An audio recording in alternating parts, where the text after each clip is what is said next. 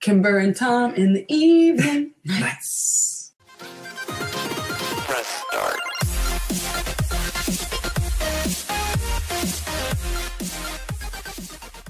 So Jason at Film Faculty asked us, what movie is better than the book it's based on?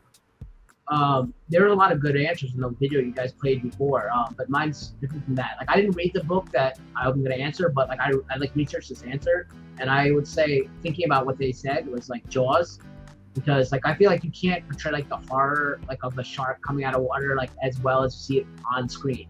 You know what I mean? Like, that's just that, and like the music they had for that movie as well. Like, that's a classic. Like, everyone knows the Jaws theme now, you know, because of that movie. So I feel like that would probably a better movie than the book. Even though I haven't read the book, I mean, I wouldn't know, but that's my answer.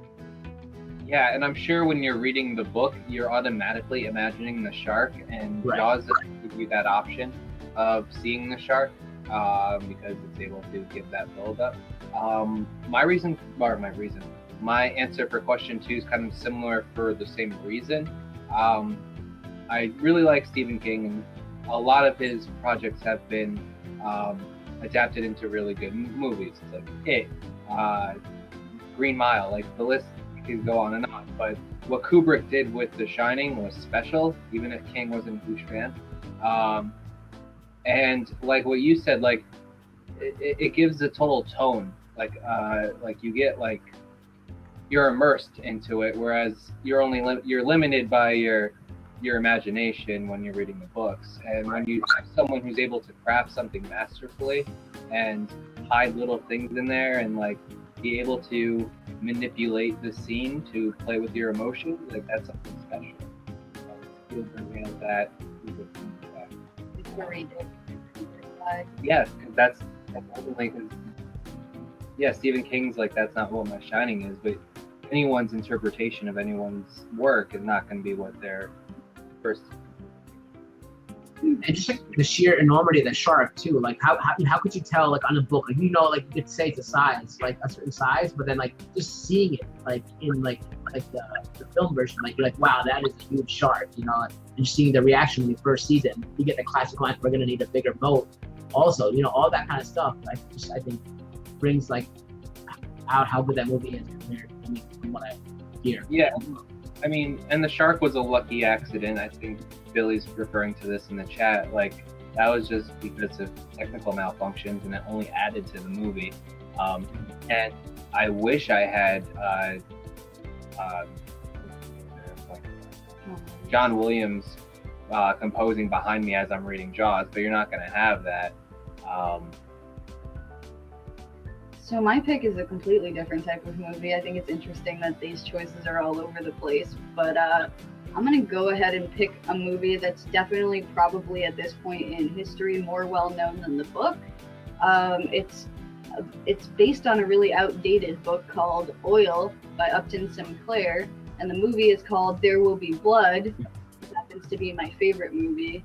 And admittedly, I have not read this book, but I have read a lot about this book as compared to the movie. I did some research just because I was interested when I found out that it was based on a book.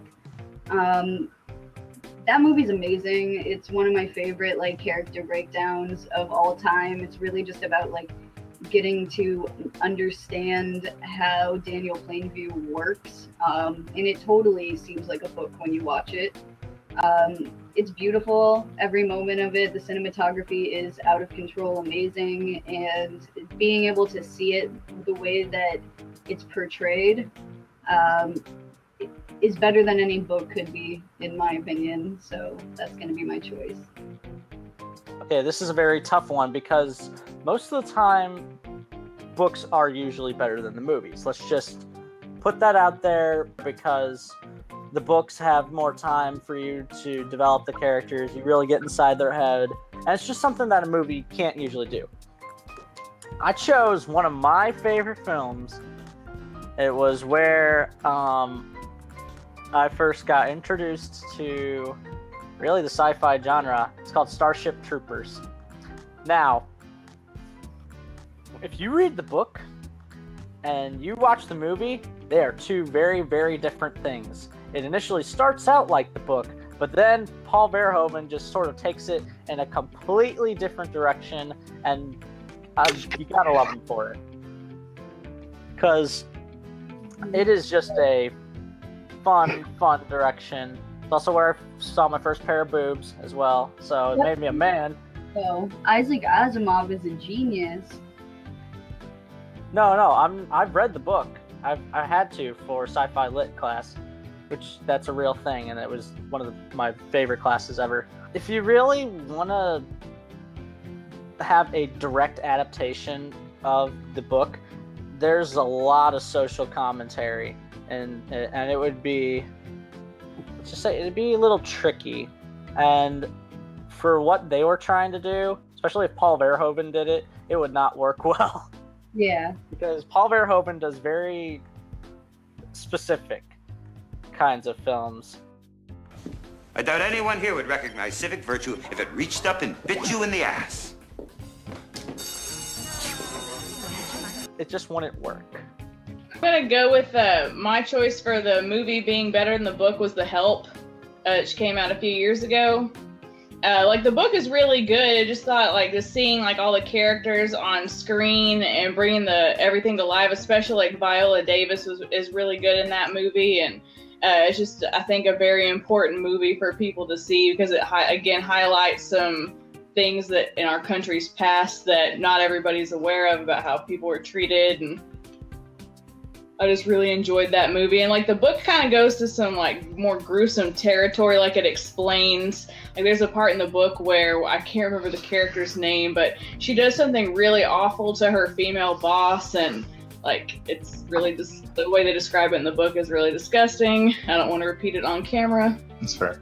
But it's fair. Just don't eat any pies that are brown from Bad chocolate pies.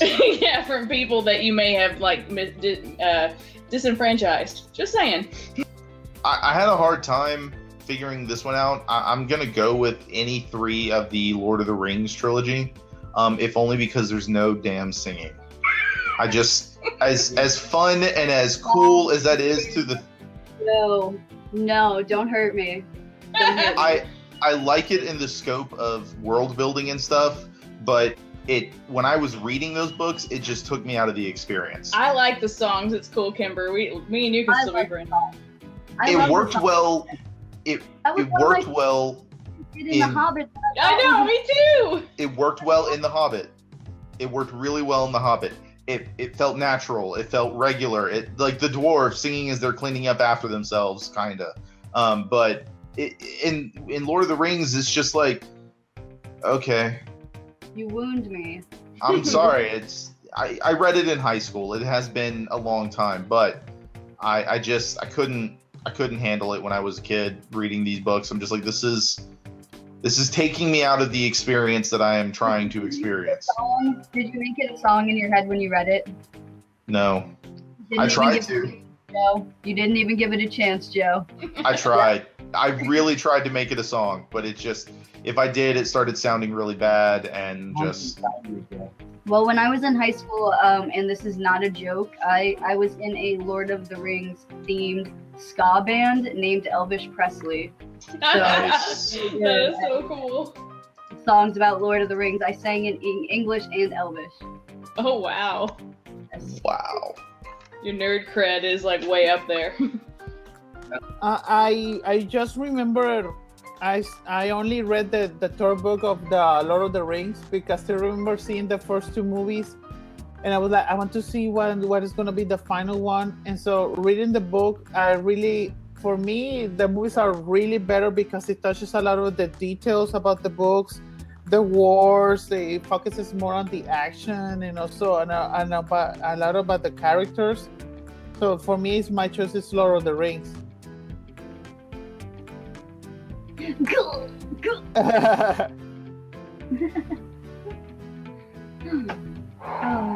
it hurts. What do you say to that? I mean, that's fine. No, it's okay, Kimber. You can say something. I love Tolkien. Like, I've read the books so many times, like a lot, since I was a teenager. Like, I had to throw away my copy. I had like all 3 books put together, and I had to throw it away because I had read it so many times. The pages were just like everything was circled and highlighted and dog-eared. I love those books, but of course, like you can like the movies better. A lot of people do. They're not the easiest books in the world to get through. It can be a little boring to some people.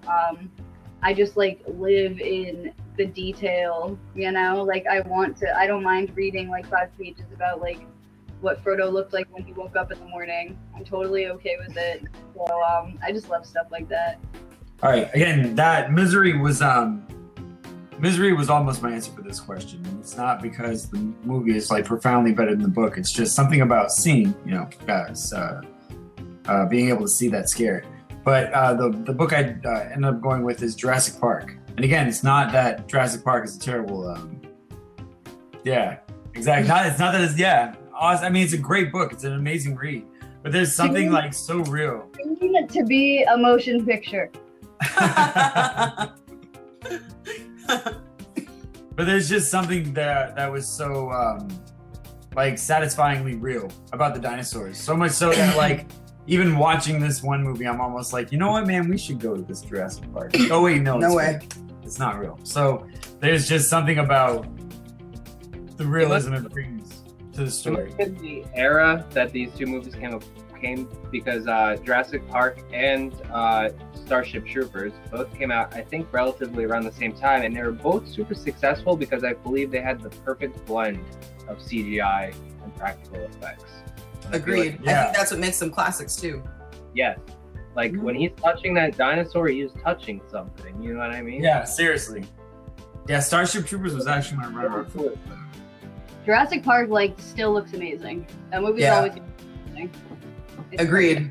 Movie. I've seen it a million times. It's like that's the movie that I identify my childhood with. Like that's the movie I've probably seen the most times, and I would watch it again right now. I love Jurassic Park. It's a perfect movie. I think that's like the scariest thing that I had seen as a child. Like I had some books on tape that my mom, because I've always been nerdy, so I had books on tape that my mom used to buy me and stuff. And there was an Ernie one that was really scary, and you know there were like a few bits and pieces of stories that were scary. I had even read like a children's copy of Frankenstein, and that was scary. But like Jurassic Park, man, like I had never been so scared in my entire life. And like, that's not a monster. That's something that actually existed. And I think that that's why it was even worse. Like, I can't even tell you how many like dinosaur themed nightmares I've had in my life. And I love dinosaurs, but like I've had some pretty serious, like winding up in Jurassic Park and the animals go amok dreams. And they're terrifying. So my answer is Apocalypse Now. Oh, cool. Heart of Darkness is a horrible book. It is horrible. I've had to read it like 3 times throughout my academic career, and it's just terrible. It's long, even though it's very short. It's super racist, which, I mean, there are a lot of things that I kind of like can accept racism on behalf, like I can accept racism in certain novels. Like there's a little bit of racism peppered throughout like The Great Gatsby. Okay, fine, I get it, you know, the time. But like, that book is just like really racist. Like, yes, imperialism, like imperialistic, like, man, white people are great, which like, there's no problem if you think that white people are great, that's fine. Like, if you think that, that's great. All people are great. But like, that book is like, I mean, it is just heavy handed. And it's only like, it's a novella. It's not even, you know, it's not even that long, but it's very like, the main character is extremely self-centered and very like self-concerned. Yes, all people do suck. But like, especially in this book, he like takes advantage of all the natives, knows that he's taking advantage of all the natives, doesn't care. Like, it's really just like I mean, like, this guy ends up getting fucked over, right? He like, pardon my French, but he's getting what's his. Like, he ends up, you know, really seeing the beast for what it is. And that part is pretty cool. But like, most of the rest of it is just, it is just hard to grapple with. Now, Apocalypse Now makes that 10 times like easier to swallow. Like it definitely helps you kind of understand and like streamline the overarching themes in the book. And like, granted, it's a relatively loose adaptation, but if I had seen Apocalypse Now and then watched Heart of Darkness, that might have changed my mind about the book. But I read the book first, and then I begrudgingly watched Apocalypse Now. So now I know there are certain parts of Apocalypse Now that I don't even like because the movie was just, I mean, the book was just awful. Like, it was just so awful. So bad. Now, for this one, I've got two. The first being the movie that was done of Bringing Down the House, which is called 21, which was, I think if you add Kevin Spacey to anything, it makes it better. Like, I'm not saying it's a bad book, but as a person that's been playing blackjack basically my whole life, I love blackjack and love the idea about what happens behind the scenes in casinos and all that sort of thing. And I reckon the book was really well done, and it, like, you'd think it'd be boring with all the maths and everything and going into working all that out. But it was actually really well done. Like I said, you throw Lawrence Fishburne and Kevin Spacey into a movie and it generally makes it better. Now, once again, my actual pick for this one is Clockwork Orange. Now, I don't know if anyone has actually read the book Clockwork Orange, but it is a really, really hard read. Yes. If we go to, I'm just going to try and find the first page, just to demonstrate what I mean. Pockets were full of dang. They were so real, the point of crusting any more pretty Polly to toll knock some old Beck in an alley and biddy him and so many. It's like, if you try and read it and you don't understand the language that's being used, it's really hard to actually get into and read. And I think it's easier watching the film. You can sort of pick up on visual cues. So that's the only reason I say that the film is better than the book, and just in terms of the language that he created. I fully agree. I fully agree with you. Yeah, luckily the book does provide a glossary of the terms, so at least you're not completely in the dark. But yeah, no, I can definitely see that. It seems more organic hearing somebody else saying it than you trying to stumble through it. And I love that movie, no doubt. It's visually gorgeous. It's Kubrick. It's amazing. I think Michael McDowell could mumble for a half hour and it could sound poetic. So. Oh, I love him in everything he's been in. Actually, I'm going to go with The Golden Compass, that was released a few years back. I almost went with that for accuracy because, again, that movie was so accurate to the book. But I'm putting it here as better because the first book of that series is kind of on the boring side because it's setting up so much for the next ones that unfortunately at this point probably aren't going to happen. But it not only set that up in the same way the book, it actually made it interesting and entertaining. Like, I was having a good time watching this movie, not just because it was recreating one of my favorite books, but because it was also kind of adding some action and some suspense to these events. So I was really impressed with that. I completely agree with you, and the way they depicted the armored bears fighting blew me away. Absolutely. I think the story's really good. It's kind of sad because I mean, Christians kind of have their fantasy champion with the Lions Witch in the Wardrobe, and I feel like the Golden Compass series is kind of atheism's champion in fiction, and the things they do in The Subtle Knife, I was really looking forward to them doing the complete trilogy. And absolutely, I mean, it's only two main characters that are really part of the story, and the second main character isn't even introduced until The Subtle Knife. Yeah, and it just opens up. That makes everything make more sense. Like no one even realizes that the Dangers are a huge plot point for the whole series, but they're these quirky side characters, and I mean, it was a good film, but the only disappointment I have is that the build-up is never going to, the tension's never going to break. It's my favorite movie of all time, and it's Die Hard. Read my sweater. It might be backwards. Now I have a machine gun. Ho, ho, ho. It's Die Hard. I read the novel like when I was like 10, probably way before I should have. I did not understand a thing of it. I was like 10 or 11. But for the most part, the movie is just way better. They take all the part. There's so much in the book. They actually took a lot out for the movie. Like in the book, he doesn't have a wife. Like, his wife died already by the first movie, so it's completely, yeah, it was. A lot of people don't even realize it's a book. It's a book. I literally just looked it up right now. It's called Nothing Lasts Forever by Roderick Thorpe. That's his name. But yeah, it's actually a sequel to another book he did like 10 years earlier. And the character John McClane, it's not even John McClane. It's Joe Leyland or something. It's very similar. They just took the names and slightly changed them. Like the name Carl, the big boss that he fights, the big brother that he fights, he's still in it. Instead of Hans Gruber, it's Joe Gruber, I believe. There's a lot of changes, but for the most part, it is still identical. But at the same time, the movie just takes it and surpasses it. And maybe it's a lot because of Bruce Willis's shtick he did. It was just amazing, and I think they managed to take that book to a whole nother level.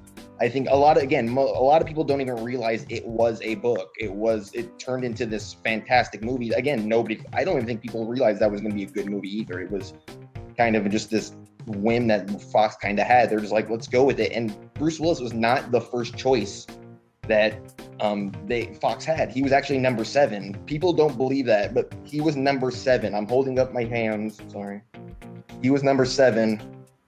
It's ridiculous, but it's not just my favorite movie. It's my favorite action movie. It's my favorite Christmas movie. It's my favorite 80s movie. It's my favorite. It's an awesome movie, and I think it totally surpasses the book. I have to actually go back and read that and the original. I kind of read. I looked through. What's that movie called? Fight Club a little bit, and I think the movie did. I like the movie better than the book. Looking through it, I don't think I gave the book a fair chance, but from what that seems to be more general opinion too, that people don't like. Or I remember reading about the writer who did Fight Club, because now he's writing Fight Club, but there's a second part that he's writing that might be adapted into a movie, and he said that he was embarrassed by his own work, and that the movie was way better than what he wrote. So he himself likes it better.